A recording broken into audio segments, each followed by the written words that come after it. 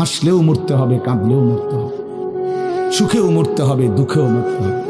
রাজপ্রাসাদ আর অট্টালিকার মানুষটাও মরে যাবে, জীর্ণ কুটিরে যে লোক থাকে, হ্যাঁ, সেই লোকটাকেও মরতে হবে।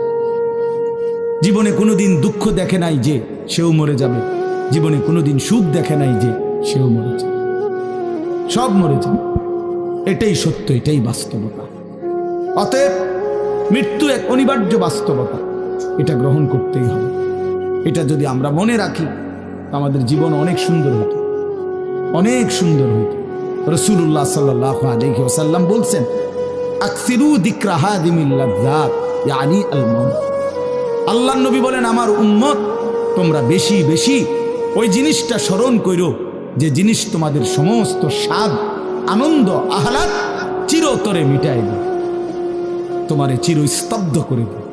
জলজ্জান্ত মানুষটা আমাদের সামনে হাঁটতো, চলতো, উঠতো, বসতো, ঘুরতো, ফিরতো, হ্যাঁ, সেই মানুষটা মনে করেন আমার চোখের সামনে নাই, তার লাশ আমার সামনে। আহা, সেই লোকটা স্তব্ধ। পৃথিবীর কত মানুষ কত আওয়াজ করতেছে, কত শোরগোল করতেছে, কিন্তু এই লোকটা হাতও নাড়ে না, পাও নাড়ে না, চোখও মেলে না, আর কিছুই।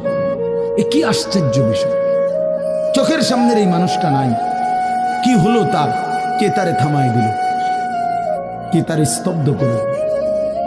এ তো আমার মতো ঘুরতো, ফিরতো, হাঁটতো। আহ,